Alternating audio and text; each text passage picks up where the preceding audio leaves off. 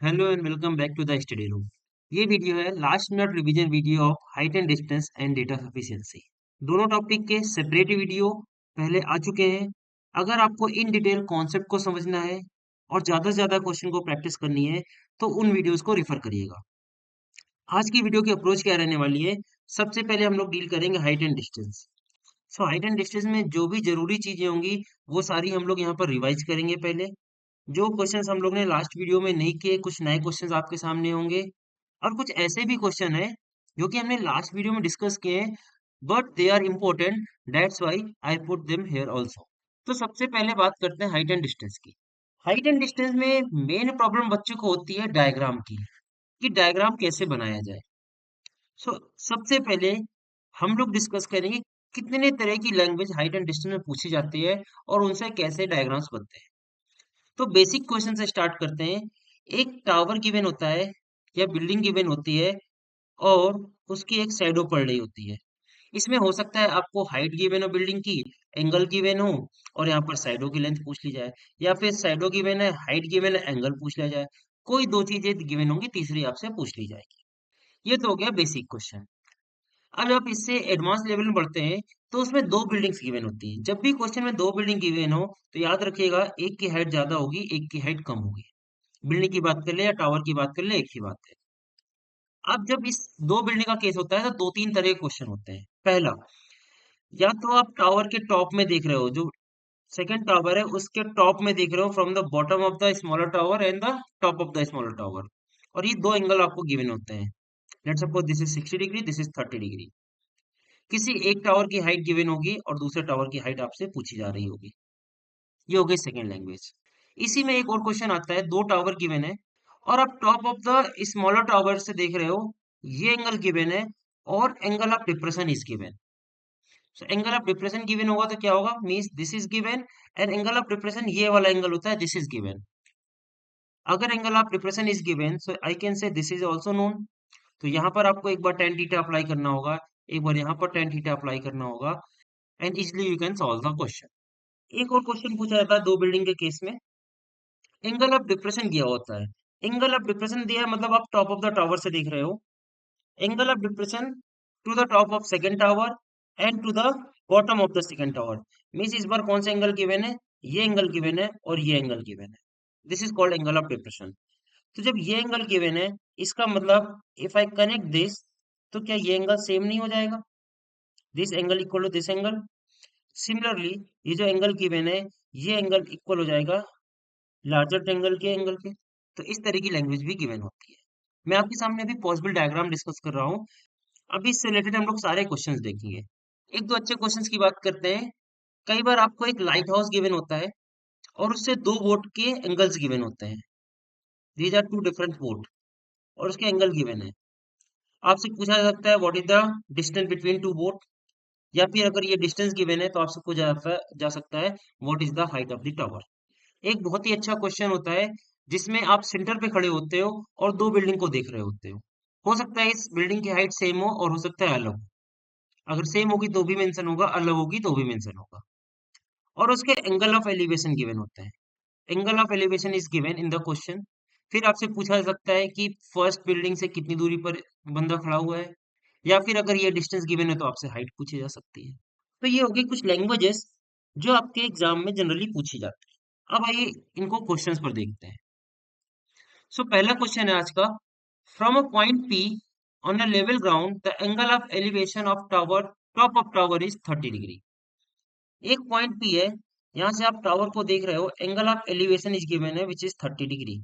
If the tower is 100 metre high, height is 100 metre, then what is the distance of point P from the foot of the tower. इस P से tower की distance कितनी है? तो simple है, आप लगाइए tan 30 इक्वल टू, ये होता है परपेंडिकुलर और बेस, परपेंडिकुलर इज 100, बेस की वैल्यू आपको निकालनी है। tan 30 की वैल्यू होती है 1/√3।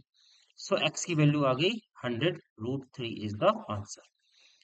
ऑप्शन इस फॉर्म में भी दिया जा सकता है 100√3, या फिर √3 की वैल्यू वहां पर पुट कर दी जाती है 1.73। सो अगर √3 की वैल्यू 1.73 आप रख दोगे, so you will get x equal to 173 metre. Clear? ये इजी क्वेश्चन था। अब एक लेवल अप करते हैं यहाँ से। एन ऑब्जर्वर 1.6 मीटर टॉल, बहुत ही अच्छा क्वेश्चन है, लैंग्वेज बहुत अच्छी लिखी है। इसमें ऑब्जर्वर की हाइट को मेंशन किया गया है, तो आप इसको नेग्लिजिबल नहीं मान सकते। Generally 90% time height and distance के केस में ऑब्जर्वर की हाइट गिवन नहीं होती है। हम लोग मान लेते हैं ऑब्जर्वर को एक पॉइंट ऑब्जेक्ट, बट यहाँ पर ऑब्जर्वर की हाइट गिवन है, सो हमको हाइट को बनाना पड़ेगा। This is observer height which is 1.6 metre is 203 root 3 metre away from a tower. एक टावर है, उससे 203 अंडर रूट 3 मीटर इतना दूरी पर खड़ा हुआ है। टावर है तो बंदिश तो ज्यादा ही बड़ा होगा, बनी बात है। आपकी हाइट 1.6 मीटर है, उससे तो बड़ा ही टावर होगा obviously. Angle of elevation from this eye to the top of tower is 30 degree. Eye से बात कर रहा, आई से angle of elevation is given 30 degree. तो जब भी एंगल ऑफ एलिवेशन बनाना होगा तो आपको बेस बनाना पड़ेगा। This is 30 degree. Find the height of the tower, ये कंप्लीट हाइट आपसे पूछी जा रही है। तो क्या इस क्वेश्चन हम कह सकते हैं जो हमने अभी बेस बनाया है ये भी 203 रूट 3 है। इसके थ्रू हम लोग लगाएंगे इस ट्राइंगल में tan 30 और इस छोटी h हाइट को पहले निकालने की कोशिश करेंगे। So tan 30 equal to small h divide by 203 under root 3।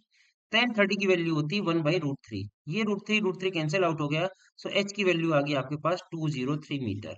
आपको h मिल गया, बट क्वेश्चन में ये एच नहीं पूछा, आपसे पूछा टावर हाइट। टावर हाइट क्या होगी, एच प्लस ये जो ऑब्जर्वर की हाइट है प्लस 1.6 कर दीजिए। So answer is 204.6 metre is the height of the tower. Understood. चलिए नेक्स्ट क्वेश्चन देखते हैं।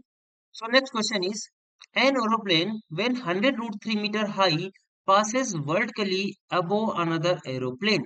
तो पहले इसी को ड्रॉ करते हैं। एक एरोप्लेन है जो कि उड़ रहा है 100 रूट 3 मीटर हाइट पर फ्रॉम द बेस या जमीन से, और ये एक और एरोप्लेन है उसके ऊपर उड़ रहा है। लेट्स सपोज दूसरा एरोप्लेन यहाँ पर है, vertically above another aeroplane given है, और हाइट ये जो 100 रूट 3 क्या गिवन था, ये जमीन से डिस्टेंस गिवन थी, ये पूरी डिस्टेंस गिवन है पहले वाले एरोप्लेन की। Clear. Now at an instant when their angle of elevation at the same observing point are 60 and 45 degree. आप एक ऑब्जर्विंग पॉइंट से इन दोनों प्लेन को देख रहे हो। सो एंगल गिवन है 60 एंड 45, तो इसमें ज्यादा सोचना नहीं होता कौन सा एंगल गिवन है। जो बड़ा है वो 60 होगा, जो छोटा है वो 45 होगा, simple. So question is approximately how many metres higher is one than the other. ये दोनों के बीच की डिस्टेंस पूछी जा रही है। This is the question. तो अगर हमें ये टोटल हाइट गिवन है, सो क्या हम बड़े ट्रायंगल में tan 60 नहीं अप्लाई कर सकते, जिससे कि हमको ये बेस मिल जाएगा। और जब हमें बेस मिल जाएगा then I will apply tan 45 in this one. tan 45 apply करने की जरूरत नहीं पड़ती। 45 का मतलब है जो कि बेस है वही ये हो जाएगा। और जैसे ही हमको ये पता चल जाएगा हम उसको 100 रूट 3 से माइनस कर देंगे, you will get the value of H. Simple. तो चलिए अप्लाई करते हैं। सबसे पहले बड़े ट्रायंगल पे लगाते हैं tan 60 equal to 100 root 3 divide by ये जो बेस है एक्स इसको मान लेते हैं। नाउ tan 60 की वैल्यू होती है रूट थ्री कैंसिल आउट हो गया, ये बेस की वैल्यू आपको मिल गई 100 मीटर। जैसे ही बेस की वैल्यू 100 मिल गई, यहाँ पर 45 डिग्री है। 45 के लिए आपको दोबारा इस तरह लिखने की बिल्कुल भी जरूरत नहीं, टाइम वेस्ट मत करिएगा। जब भी 45 होगा सो हाइट और बेस इक्वल होते हैं, इसका मतलब ये भी 100 है।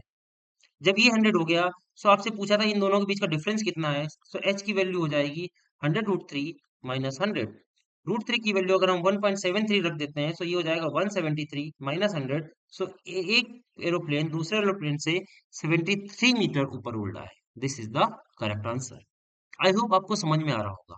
अगर आपने पिछला वीडियो नहीं भी देखा है ना, तो मेरी कोशिश ये है कि आपको इस वीडियो में इतने क्वेश्चन करा दे और बेसिक तरीके से समझा दे, जिससे कि आप एग्जाम में जब जाएं तो आपको एग्जाम में कोई भी प्रॉब्लम ना हो, आप किसी भी तरीके की लैंग्वेज को आसानी से डील कर पाए। मेन थिंग होती है डायग्राम। डायग्राम आपको बहुत ही आराम से बनाना होता है हाइट एंड डिस्टेंस में। अगर वो गलत हो गया तो पूरा क्वेश्चन गलत। चलिए नेक्स्ट क्वेश्चन देखते हैं। Two towers face each other separated by distance d 20 metre. अब टू टावर गिवन है, तो जनरली जब भी हाइट एंड डिस्टेंस की बात कर रहे होते हैं तो हमेशा दोनों टावर की हाइट डिफरेंट डिफरेंट होती है, जो कि आप जब आपकी लैंग्वेज पढ़ोगे ना तो उनके एंगल से पता चल जाएगा कि हाँ हाइट डिफरेंट डिफरेंट है। तो ये एक्सपीरियंस के थ्रू हम बता रहे हैं, आप जनरली इसको अलग अलग हाइट का माना करिए। डिस्टेंस गिवन है इन दोनों के बीच की 20 metre. As seen from the top of the first tower, angle of depression of second tower base is 60 degree and that of top is 30 degree। अब आपको फर्स्ट टावर कौन सा मानना होगा, लैंग्वेज से क्या लग रहा है कौन सा हो सकता है फर्स्ट टावर। आप फर्स्ट टावर से नीचे देखोगे मीन्स एंगल ऑफ डिप्रेशन है, सेकंड टावर का बेस और सेकंड टावर का टॉप। इसका मतलब फर्स्ट टावर ये है, जो बड़ा वाला टावर ये फर्स्ट टावर है। यहां से जब आप नीचे देख रहे हो, top of the first second tower and bottom of the second tower. So आपको एंगल गिवन है, tower base is 60 degree, means this angle is given है 60 डिग्री। एंगल ऑफ डिप्रेशन हमेशा ऐसे बनेगा, आपके आई साइड से कितना आप नीचे देख रहे हो, this is your I side. जब भी आप नीचे देख रहे होगे तो this angle is called angle of depression. तो अगर ये 60 है तो कैन आई से this is also 60 degree. Now second language is that of the top is 30 degree, means केवल इतना, जब आप टॉप को देख रहे हो तो ये 30 डिग्री गिवन है। सो इसका मतलब कैन आई से दिस इज 30 डिग्री। करेक्ट। अगर ये 30 है सो अल्टरनेट एंगल रूल से ये भी 30 हो गया। Now question is what is the height of the second tower. आपसे ये हाइट पूछी गई, दिस हाइट सेकंड टावर। तो इसको कैसे निकालेंगे, सबसे पहले तो अप्रोच समझते हैं। हम लोग लगाएंगे इस बड़े ट्रायंगल में tan 60। tan 60 आप जैसे ही लगाओगे, बेस गिवन है, आपको इस बड़े टावर की हाइट मिल जाएगी। जैसे ही ये हाइट मिल जाएगी आप, उसके बाद हम लोग लगाएंगे इस छोटे ट्रायंगल में tan 30। बेस तो आपको पता ही है, और इस इसकी वैल्यू क्या हो जाएगी, capital H minus small H. और इस तरह से आपको स्मॉल एच की वैल्यू मिल जाएगी। आइए करते हैं, सबसे पहले लगाते हैं tan 60। tan 60 equal to capital H divide by 20। tan 60 की वैल्यू होती है √3, तो एच की वैल्यू हो गई 30√3। क्लियर, ये आ गया आपके पास 30√3। अब इसकी वैल्यू कितनी हो जाएगी, कहना इसे 30√3 माइनस स्मॉल एच। यही तो गया 30√3 माइनस स्मॉल एच। अब लगाते हैं tan 30। tan 30 equal to 30√3 minus small H divide by same again 20। And tan 30 होता है आपको पता है 1/√3। बस इसको क्रॉस मल्टीप्लाई कराइए और आपका आंसर आ जाएगा। 20 इक्वल टू, ये √3 इधर जाएगा, ये बन जाएगा 90 माइनस एच। एच को इधर ले जाइए, 20 will come this side, so H की वैल्यू आ गई 70 मीटर। तो ये स्मॉल एच है, height of the second tower is 70 metre. बहुत ही अच्छा क्वेश्चन था। ध्यान से पढ़िएगा इस क्वेश्चन को, दोबारा अगर समझ में नहीं आया है तो। बहुत ही ज्यादा इंपॉर्टेंट क्वेश्चन है आपके एग्जाम पॉइंट ऑफ व्यू से। चलिए एक और क्वेश्चन देखते हैं। Again a very very important question and difficult question in the height and distance. You are stationed at a radar base and you observe an unidentified plane at an altitude of 2000 metre. आप एक radar base में हो और आपको एक plane दिखता है जो कि हाइट पर है 2000 metre. Flying toward your radar base, मतलब ये इधर की तरफ फ्लाई कर रहा है आपके रडार बेस की तरफ। At an angle of elevation 30 degree, means starting angle of elevation जो गिवन था वो है 30 degree. After exactly 1 minute, your radar sweep revealed that the plane is now at an angle of elevation is 60 degree. 1 minute बाद ये थोड़ा सा दूरी इसने ट्रेवल कर ली, तो अब जो एंगल बन रहा है ये गिवन है आपको 60 degree. This is the language of the question. So question is what is the speed of the plane. Speed, कई लोग तो डर जाएंगे सर स्पीड कहाँ से आ गई इस पे। सिंपल सी बात है, स्पीड इक्वल टू होता है डिस्टेंस अपॉन टाइम। टाइम की वैल्यू पता है आपको 1 मिनट, और चूंकि यहाँ पर मीटर पर सेकंड में क्वेश्चन पूछा है तो I will put 60 second. So time की वैल्यू तो मिल गई। अब पूछा है डिस्टेंस कितनी होगी।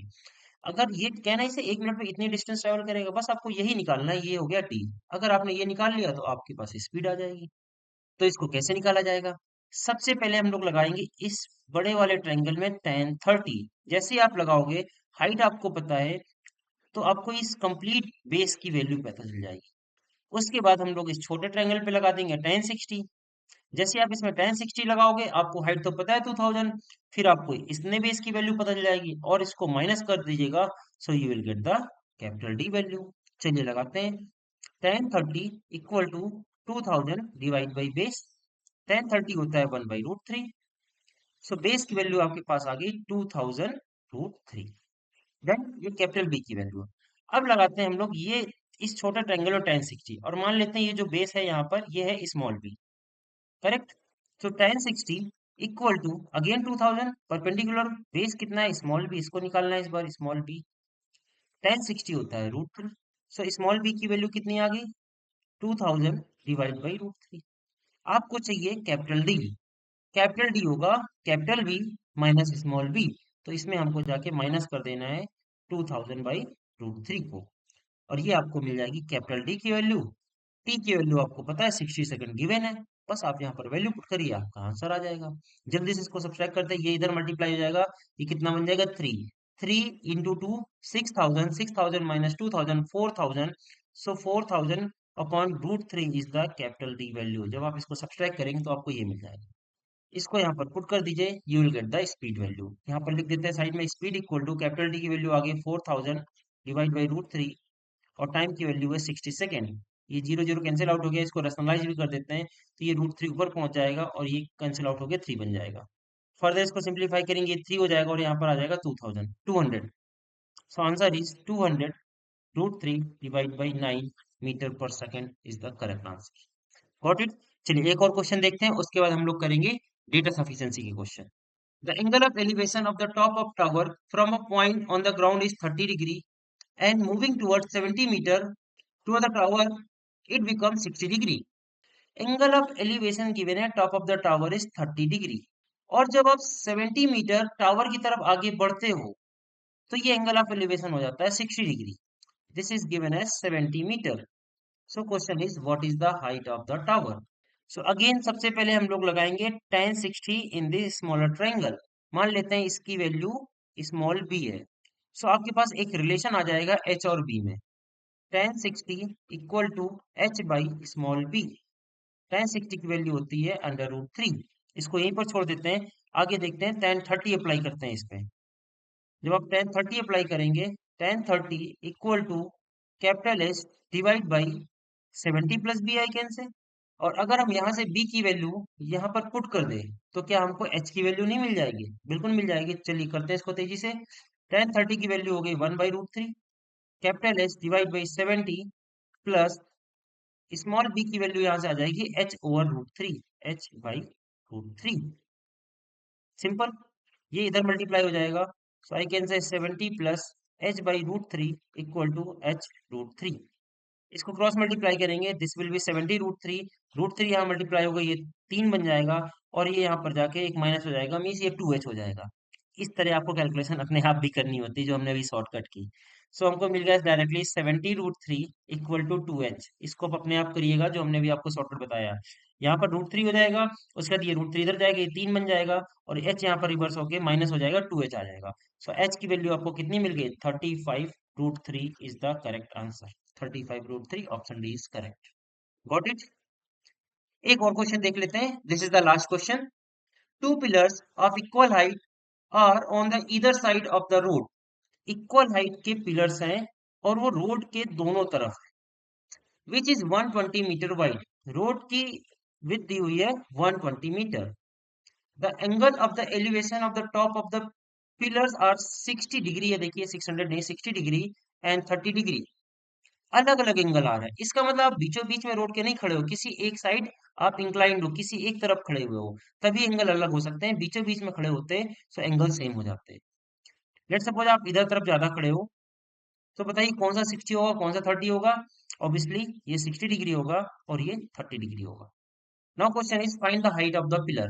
हाइट दोनों की सेम है, ऑब्वियसली पहली लैंग्वेज थी, हाइट दोनों की सेम है। टोटल डिस्टेंस गिवन है 120 मीटर। तो आप किसी एक को x मान लीजिए और आपका आंसर आ जाएगा। Let suppose this is x, तो आप लगा दीजिए tan 60 equal to h by X. यहाँ पर लगा दीजिए tan 30 equal to h divide by 120 minus X. भाई अगर ये x हो गया तो ये कितना हो गया? 120 माइनस एक्स हो गया। अब आपको चाहिए हाइट, तो बिल्कुल लास्ट क्वेश्चन जैसा कर लेते हैं, यहाँ से x की वैल्यू निकालते हैं और यहाँ पर पुट कर देते हैं। tan 60 होता है √3, सो x की वैल्यू यहाँ से कितनी आ गई? h by √3। ये बिल्कुल एग्जैक्टली लास्ट क्वेश्चन हो गया। यहाँ पर पुट कर देते हैं, tan 30 होता है 1/√3 h डिवाइड बाई 120, x की वैल्यू रख देते हैं यहाँ पर h बाई √3। ये इधर मल्टीप्लाई हो गया, h√3 हो गया। सो 120 minus h by √3 equal to √3h। Exactly last calculation नहीं होगी, आइए शॉर्टकट करते हैं बहुत तेजी से। ये जाएगा 120 √3, फिर √3 मल्टीप्लाई होकर ये 3 बन जाएगा और इस बार ये देखो माइनस है, ठीक है। सो ये माइनस इधर जाके प्लस हो जाएगा। सो ये 3 प्लस 1 4, 4h हो गए और 4 से आप 120 को कैंसिल आउट करोगे, आपको मिल जाएगा 30 √3 is the correct answer of this question. Option B is the correct answer. Got it. अगर ये कैलकुलेशन समझ में नहीं आई हो, फास्ट लगी हो, तो आप इसको अपने आप करिएगा। देखो जब तक आप खुद लिख कर करोगे नहीं ना, तब तक आप एग्जाम में नहीं कर पाओगे। देखने में सुनने में सारे क्वेश्चन अच्छे लगते हैं, इजी लगते हैं, बट जब आप करते हो तब प्रॉब्लम होती है। तो उसका सोल्यूशन भी यही है कि आप क्वेश्चन को खुद करो, तभी आप इस तरह स्टेप्स को स्किप कर पाओगे, जैसे हम स्किप कर रहे हैं आपके सामने कैलकुलेशन को कैसे एक लाइन में हैंडल कर देते हैं।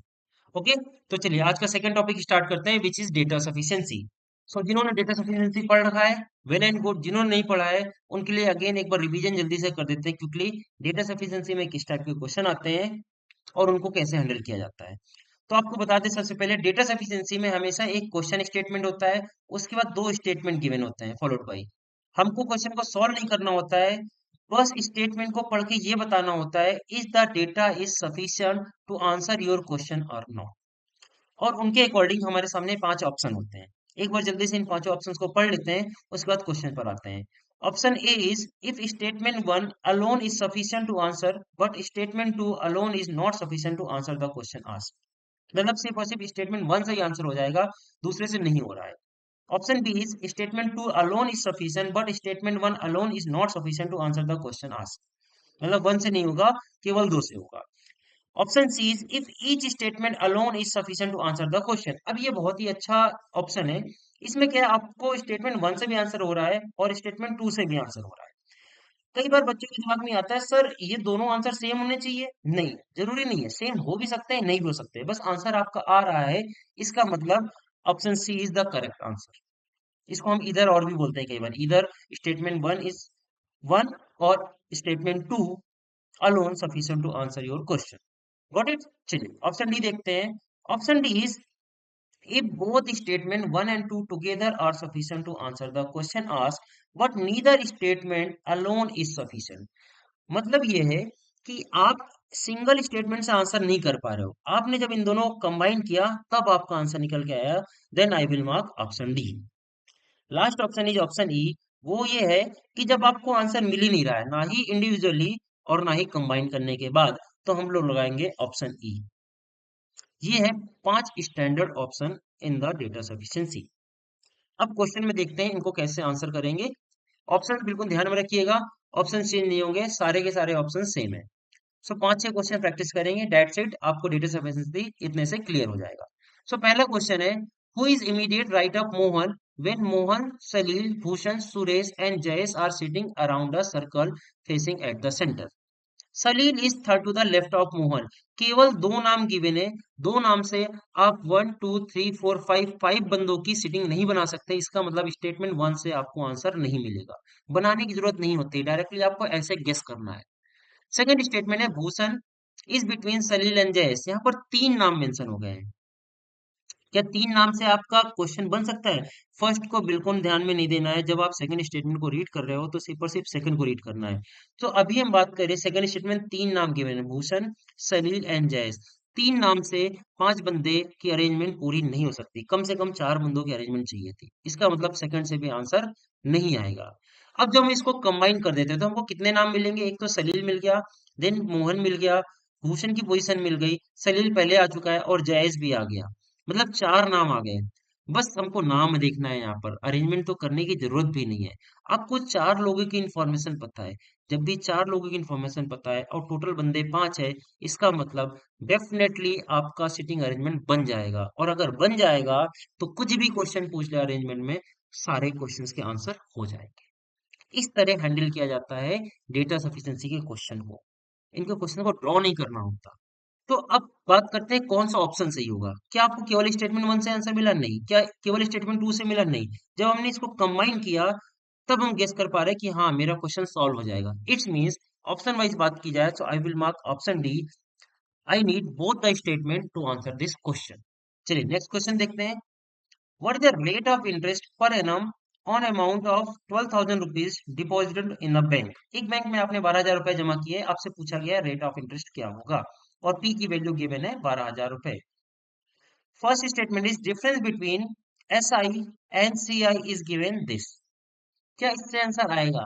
कई बार तो बच्चे कहते हैं कि सर आ जाएगा, क्यों? क्योंकि सिंपल इंटरेस्ट कंपाउंड लगता है उनको, बहुत सारी चीजें गिवन है। नहीं, एक बहुत ही ज्यादा इंपॉर्टेंट चीज है जो मिस है, वो है टाइम। ये डिफरेंस कितने सालों का है ये नहीं पता है, इसका मतलब स्टेटमेंट 1 से आंसर नहीं आ सकता। अगर ये गिवन होता कि कितने सालों का डिफरेंस है, 2 साल, 3 साल, 4 साल, तो easily I can answer this question. But अभी टाइम मिस है, इसलिए स्टेटमेंट वन से आंसर नहीं आएगा। स्टेटमेंट टू पढ़ते हैं। Simple interest for 2 year is this. Simple interest दिया है 2 सालों का, तो क्या इससे आंसर आ जाएगा? बिल्कुल आंसर आ जाएगा। हमें पता है सिंपल इंटरेस्ट का फॉर्मूला होता है PRT/100। सिंपल इंटरेस्ट गिवन है, पी की वैल्यू गिवन है, टाइम की वैल्यू 2 साल गिवन है, तो आर की वैल्यू तो आप निकाल ही लोगे। सो इसका आंसर आप क्या मार्क करने वाले हो इस बार? This time answer is option B. Only statement two is enough to answer your question while the statement one is not enough to answer your question. Clear? First question का answer था D, unit both the state. Third question देखते हैं। What is the profit earn by selling the laptop for ₹26,250? Selling price given है आप, और पूछा है profit कितना मिल रहा है। First statement is cost price of 5 such laptop is equal to the selling price of 4 such laptops. Means I can write down in this manner 5 CP equal to 4 SP. SP की value given तो CP की value मिल जाएगी। एक बार cost price और selling price दोनों मिल गए तो profit loss तो कुछ भी क्वेश्चन आ जाए वो सारे का सारा आप आंसर कर सकते हो। CP SP पता तो कब प्रॉफिट नहीं बता सकते? बिल्कुल बता देंगे। Means statement one alone is sufficient to answer the question. But यहाँ पर ऑप्शन ए मार्क करके आगे नहीं भाग जाना, स्टेटमेंट टू को भी पढ़ना है। ठीक है, स्टेटमेंट टू पढ़ते हैं। 25% of the profit is earn by selling each laptop. Selling price given है, ये सेलिंग प्राइस बनता है 25% प्रॉफिट होने के बाद। तो क्या आप बता नहीं सकते कितना प्रॉफिट हो रहा है? बिल्कुल बता सकते हैं। Statement two also alone sufficient to answer your question. तो आप बोलोगे सर स्टेटमेंट वन से भी आंसर आ रहा है, सेकंड से भी आ रहा है, तो क्या आंसर सेम आएंगे? हमको नहीं मतलब सेम आएंगे या अलग आएंगे, आंसर आ रहे हैं, that's enough to answer this question. तो इस टाइप कौन सा ऑप्शन करोगे? आप लोग करोगे answer option C is correct. एक बार ऑप्शन सी ध्यान से देखिए, ऑप्शन सी क्या था? Each statement alone is sufficient to answer the question asked. अब ये मतलब नहीं है कि वो आंसर सेम है या अलग अलग है, ये हमने आपको पहले भी बताया है। चलिए और 2-3 क्वेश्चन देखते हैं, उसके बाद इस वीडियो को एंड करते हैं। वेरी वेरी इंपॉर्टेंट क्वेश्चन, इसमें बहुत ज्यादा बच्चे गलती करते हैं। In a library 10% of books are added every year. What was the number of books that the library had in 1994? हर साल 10% आप बुक ऐड करते हो प्रीवियस ईयर के कंपैरिजन में। सो 1994 में कितनी बुक्स थी ये बताना है। So first statement is during 1996 10,000 books were added. क्या इससे आंसर आएगा? 50% से ज्यादा टाइम स्टूडेंट बोलते हैं नहीं आएगा, और सब के सब होते हैं गलत। देखिए इससे आंसर बिल्कुल निकल आएगा। आपने 1996 में 10,000 बुक्स ऐड की, तो क्या हम ये नहीं बोल सकते ये 10% वैल्यू थी किसकी? 1995 की। इसी के 10% वैल्यू तो अगले साल ऐड की जाएगी। क्वेश्चन है 10% of books are added every year. So हमको मिल जाएगी कि 1995 में कितनी बुक्स थी, और चूंकि जैसे ही आपको मिल जाएगा 1995 में कितनी वैल्यू थी, सो 10% उसके पहले 10% अगेन ऐड की गई होगी, तो फिर से हम उसमें सब्ट्रैक्ट कर देते हैं 10%, तो आपको मिल जाएगा 1994 में कितनी वैल्यू। निकालना होगा तो ये क्वेश्चन टफ हो जाएगा। देखो रिवर्स क्वेश्चन सॉल्व करना पड़ेगा, ऐसे डायरेक्टली 10 माइनस करके आंसर नहीं आएगा इससे। बट हमको पता है आंसर आ जाएगा। इनिशियल वैल्यू ऑफ एक्स मान लीजिए, उसका 10% ऐड करिए, मीन्स 1.1 हो जाएगा। अगेन 10% ऐड करिए, 1.1 हो जाएगा, और इस तरह करके आंसर बहुत ही इजीली से निकल आएगा।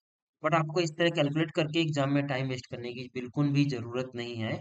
बस आपको इतना ही फाइंड करना है, is the data is enough to answer your question और नॉट। चलिए सेकंड स्टेटमेंट पढ़ते हैं। During 1995 library had 1 lakh book. अभी हमने देखा जैसे हमको 1995 का डेटा पता है, तो हमें पता है ये 110% की वैल्यू गिवन है। 10% बुक ऐड करने के बाद तो बना ना 1 लाख। इसका मतलब आप इजिली बता सकते हो कि 1994 में कितनी बुक्स थी। तो मतलब स्टेटमेंट वन से भी आंसर आएगा, टू से भी आएगा। So in this question option C is the correct answer, like last question. चलिए नेक्स्ट क्वेश्चन है। What is the difference in the age of P and K? P और K की एज में कितना डिफरेंस है? P is 20 year older than M. क्या इससे answer आएगा? नहीं, बिल्कुल नहीं आ सकता। हमें पी और के बारे में बात करनी है, ना कि पी और एम के बारे में। M is 2 year younger than Z. तो यहाँ पर एम और जेड आया है, यहाँ पर भी पी नहीं आया, तो इससे भी आंसर नहीं आ पाएगा। अब जब हम इन दोनों को कंबाइन करने की कोशिश करेंगे तो क्या आंसर आ जाएगा?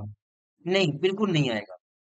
जब आप इनको कंबाइन करोगे तो पी का रिलेशन देखिए एम से गिवन है, एम का रिलेशन जेड से गिवन है। आपको पी और एम का रिलेशन तो पता ही नहीं चला। कंबाइन करने के बाद भी you will not get the answer. आप ट्राई कर लीजिएगा अगर अगर आपको निकालना है तो, वरना बस आपको ऐसे ही गेस करना होता है क्या डेटा सफिशिएंट है या नहीं। So option E is correct in this question. आपका आंसर नहीं निकलेगा, चाहे आप कंबाइन करिए चाहे इंडिविजुअल सॉल्व करिए। नेक्स्ट क्वेश्चन देखते हैं। D sister of C, how is D related to A. D sister of C, ये पहले गिवन है और पूछा है डी और ए में क्या रिश्ता है। ए इज सिस्टर ऑफ बी, क्या इससे आंसर आएगा। डी और सी का रिलेशन गिवन है और डी और ए का पूछ रहा है, और यहाँ पर ए और बी गिवन है। क्या इससे आप निकाल पाओगे डी और ए के बीच में क्या रिलेशन है? बिल्कुल भी नहीं निकाल सकते। ए और बी गिवन है, बी की लिंक नहीं गिवन है डी के साथ, तो आप कैसे आंसर निकालो। सेकंड स्टेटमेंट देखते हैं। बी इज मदर ऑफ सी, तो क्या ओनली सेकंड से आंसर आप कर सकते हो? नहीं, जब ए का नाम ही नहीं आया यहाँ पर तो ओनली सेकंड से भी आंसर नहीं हो पाएगा। अब इन दोनों को कंबाइन करने की कोशिश करिए तो क्या आंसर आ जाएगा। डी मेंशन है, सी मेंशन है, सी से बी का लिंक गिवन है, बी से ए का लिंक गिवन है। इसका मतलब डी से ए का आंसर तो निकलेगा ही निकलेगा, वो कुछ भी निकले आई डोंट केयर। आपने समझा हमने क्या किया, एक बार जरा ध्यान से देखिए। एक बार इसको थोड़ा सा इरेज कर देते हैं तब आपको थोड़ा अच्छे से समझ में आएगा। देखो, आपसे पूछा है डी और सी के बीच में रिलेशन गिवन है और पूछा है डी और ए का रिलेशन क्या है। डी और सी के बीच में कुछ लिंक दिया हुआ है। सेकंड स्टेटमेंट में सी और बी का लिंक गिवन है, मतलब डी और बी का लिंक हमें मिल गया। अब फर्स्ट स्टेटमेंट में ए और बी का लिंक गिवन है, तो बी और डी का मिल चुका है, सो डी और ए का भी मिल गया। इसका मतलब आंसर आ जाएगा। जब आप इसको कंबाइन कर दोगे तो आपका आंसर आ जाएगा। इसी तरह से आपको एग्जाम में आंसर करना है, तभी आप टाइम को सेव कर पाओगे। अगर आप यहाँ पर ब्लड रिलेशन बनाने बैठ गए तो टाइम वेस्ट हो जाएगा। इस तरह बनाना नहीं होता है। बस समझिए क्या क्या रिक्वायरमेंट्स होंगी आपको क्वेश्चन करने के लिए। अगर वो रिक्वायरमेंट्स फुलफिल हो रही हैं तो आप आंसर कर ले जाओगे, नहीं फुलफिल हो रही हैं तो आप आंसर नहीं कर पाओगे। चलिए लास्ट क्वेश्चन देखते हैं। ये आज का हमारा लास्ट क्वेश्चन है। A B C D E are sitting in a row, what is the position of B from the left hand. अब बी की पोजीशन बतानी है लेफ्ट हैंड से। अभी हमने एक सिटिंग अरेंजमेंट में क्वेश्चन किया। 5 लोग हैं, 5 लोग के अरेंजमेंट के लिए कम से कम 4 लोगों की इंफॉर्मेशन पता होनी चाहिए। अगर पता होगी तभी हम आंसर कर पाएंगे, नहीं तो नहीं बता सकते। A is sitting at one end, second to the right of D, who is immediately neighbour of C and B. तो एक ही स्टेटमेंट में 4 बंदों का नाम यूज हो गया है और 5 ही लोग तो है। सो बिना सॉल्व करे आई कैन से कि इससे आंसर निकल सकता है। चलिए निकाल के देखते हैं निकलता है या नहीं, आपके वेरिफिकेशन के लिए। A is sitting at one end, second to the right of D, second to the right of D. So can I से A राइट एंड में ही बैठा होगा, लेफ्ट एंड में तो बैठ ही नहीं सकता, वरना राइट में कैसे आएगा D के। सो 1 2 3 4 5, मतलब ये 5 बंदे हैं और ये यहाँ पर D बैठा हुआ है। Who is immediate neighbour of C and B। D is neighbour of C and B, या तो C यहाँ पर है या फिर B यहाँ पर है, या फिर C यहाँ पर है या फिर B यहाँ पर है। E की पोजीशन फिक्स हो गई। तो क्या आप बता सकते हो what is the position of B from the left hand. क्या बता सकते हो? नहीं, नहीं बता सकते। देखिए स्टार्टिंग में हमने तो बोला था कि नहीं निकल जाएगा, 4 बंदों का नाम गिवन है, बट नहीं, क्योंकि नेबर गिवन है, एग्जैक्ट पोजीशन नहीं गिवन थी, इसलिए हम एग्जैक्टली नहीं बता सकते कि बी की पोजीशन लेफ्ट हैंड से सेकंड होगी या फोर्थ होगी। तो देखिए बहुत अच्छा क्वेश्चन था और किस्मत से हमने इसको आगे प्रोसीड भी कर दिया, वरना हो सकता था कि हम इसका गलत आंसर कर जाते। तो बहुत अच्छी बात है हमने इसको प्रोसीड कर दिया। चलिए सेकंड स्टेटमेंट पढ़ते हैं। E is to the left of B, क्या इससे आंसर मिलेगा? इसको मत सोचा करो जब भी सेकंड पढ़ रहे हो, आप बोल देते हाँ मिल जाएगा, बट नहीं, ओनली सेकंड से नहीं मिलेगा। जब ओनली फर्स्ट से भी नहीं मिला, ओनली सेकंड से भी नहीं मिला, तब हम इसको कंबाइन करेंगे। अब कंबाइन करें, is left of B, left of B, इसका मतलब ये होगी बी की पोजीशन और ये हो गई सी की पोजीशन। अब हम क्या अपने क्वेश्चन का आंसर कर सकते हैं? यस, बिल्कुल कर सकते हैं। तो कौन सा ऑप्शन इसमें सही हो जाएगा? Option D is the correct answer of this question. तो बहुत ही बेहतरीन क्वेश्चन था। जल्दबाजी में करने की कोशिश करते तो ये क्वेश्चन पक्का गलत हो जाता। तो ये था हमारा आज का वीडियो, जिसमें हम लोग ने data sufficiency, height and distance के कुछ इंपॉर्टेंट क्वेश्चन देखे और साथ ही साथ इन दोनों के सारे रूल्स लगभग जान लिए, जिससे आप एग्जाम में एटलीस्ट जाकर क्वेश्चंस को अटेम्प्ट कर सकते हो। लास्ट मिनट में, लास्ट डे में इतना रिवीजन इनफ है। अगर आप इतने क्वेश्चंस कर लिए तो आई कैन से आपसे डेटा सफिशिएंसी और हाइट एंड डिस्टेंस में कोई प्रॉब्लम नहीं होगी in the exam hall. Next class में हम लोग पढ़ने वाले डेटा इंटरप्रिटेशन। डेटा इंटरप्रिटेशन में आपको पता होगा bar chart, pie chart, line chart, tabular chart सारे आते हैं। सो वन बाय वन इसकी पूरी सीरीज चलेगी। धीरे धीरे डेटा इंटरप्रिटेशन को हम लोग सीखेंगे। इसमें आपको कैलकुलेशन में प्रॉब्लम होती है, हम आपको कैलकुलेशन की शॉर्टकट ट्रिक भी बताएंगे डेटा इंटरप्रिटेशन के क्वेश्चन सॉल्व करते हुए। और लास्ट में जाते जाते आपको बोलना चाहेंगे, अगर आपने चैनल को अभी तक सब्सक्राइब नहीं किया है तो आप अपने चैनल को सब्सक्राइब करिए, ये आपका ही चैनल है, इसको ग्रो करना आपका काम है। मैं आपके लिए अच्छा अच्छा कंटेंट ला रहा हूँ, मुझे उस पर फोकस रहने दीजिए। चैनल को ग्रो करना ये आपकी रिस्पॉन्सिबिलिटी है। तो जो भी लोग नए हैं, अभी तक चैनल को सब्सक्राइब नहीं किए हैं, तो चैनल को सब्सक्राइब कर दीजिए, वीडियो को लाइक कर दीजिए और अपने दोस्तों के साथ ज़्यादा ज़्यादा शेयर करिए। हमारे एक और चैनल है जिसमें हम शेयर मार्केट से रिलेटेड डिस्कशन करते हैं। ये नया चैनल है, इसमें हम पूरा बेसिक से स्टार्ट करेंगे शेयर मार्केट को। जिसको शेयर मार्केट बिल्कुल नहीं आता उसके लिए भी ये चैनल है, जिसको मॉडरेट लेवल का आता है उसके लिए भी चैनल है, और साथ ही साथ इसमें हम एडवांस लेवल की स्ट्रेटजीज भी डिस्कस करते हैं जिसके थ्रू इंट्राडे में ट्रेडिंग की जाती है। और डे टू डे पैनल हम रोज का शेयर करते हैं वहां पर, जिससे आपको थोड़ा कॉन्फिडेंस मिले। तो अगर आपको शेयर मार्केट में इंटरेस्ट है तो इस चैनल को भी सब्सक्राइब कर लीजिए, और इन क्लासेस की पीडीएफ के लिए टेलीग्राम चैनल को ज्वाइन कर लीजिए, जो कि वीडियो के डिस्क्रिप्शन में दिया हुआ है। तो चलिए मिलते हैं अगली क्लास में डेटा इंटरप्रिटेशन टॉपिक के साथ। तब तक हंसते रहें, मुस्कुराते रहें, कीप लर्निंग, कीप ग्रोइंग।